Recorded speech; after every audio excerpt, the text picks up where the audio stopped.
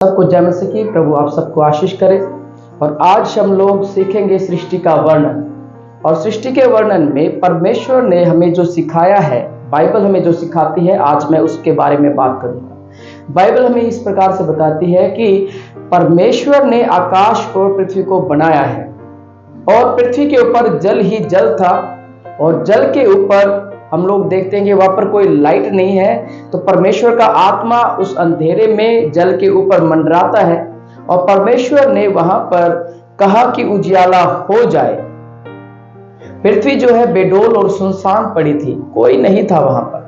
तब परमेश्वर ने वहां पर उजियाले को बनाया। प्रभु ने कहा उजियाला हो जाए और वहां पर उजियाला हो जाता है। परमेश्वर ने कहा उजियाला अच्छा है। उसके बाद परमेश्वर ने अंधियारे को और उजाले को अलग अलग किया और अंधेरे को रात कहा और उजियाले को दिन कहा। इस प्रकार से पहला दिन और पहली रात परमेश्वर ने बनाया। तो मैं आपको बताना चाहता हूं मेरे प्रियो, जब परमेश्वर ने दिन और रात को बनाया, उसके बाद में परमेश्वर ने जो जल पृथ्वी के ऊपर था, उस जल को दो भाग में बांट दिया, ऊपर का जल, नीचे का जल। और प्रभु ने जल के बीच में अंतर बनाया और जो जल है, जो ऊपर का भाग है, वो आकाश बन गया और नीचे हम लोग समुद्र को देखते हैं। मेरे प्रियो, दूसरे दिन में परमेश्वर ने ये काम किया और प्रभु ने आकाश बनाया और नीचे का जल को अलग किया। और जो परमेश्वर ने ऊपर जल भेजा, उसके बाद जो धरती पर जो जल बच गया, उस पृथ्वी के ऊपर जो जल था, प्रभु ने उसे कहा कि जल जो है, आकाश के नीचे का जल एक स्थान पर इकट्ठा हो जाए और वो समुद्र और झीलों में तब्दील हो गया। और उसके बाद रहने लायक जो जमीन बची, उस जमीन के ऊपर परमेश्वर ने एक एक जाति के अनुसार पेड़ पौधे और हरी घास उत्पन्न की, फलदायी वृक्ष बनाए और प्रभु ने कहा कि अच्छा है। और इस प्रकार से तीसरा दिन भी हो गया।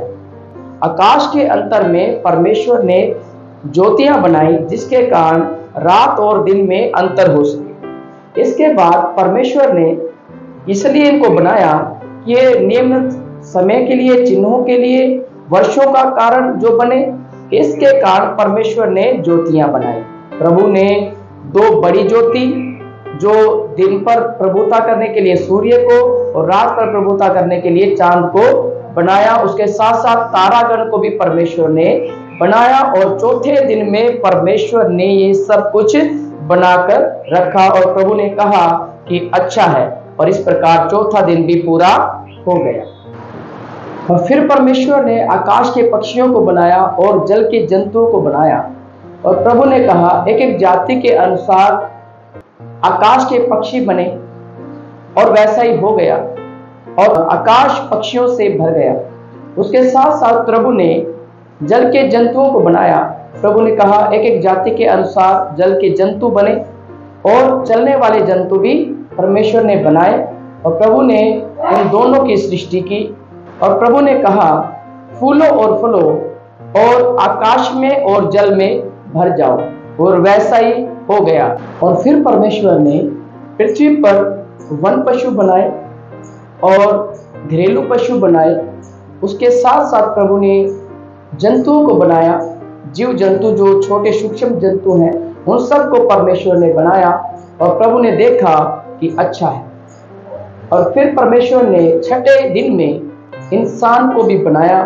परमेश्वर ने कहा आओ हम इंसान को अपने स्वरूप में बनाए।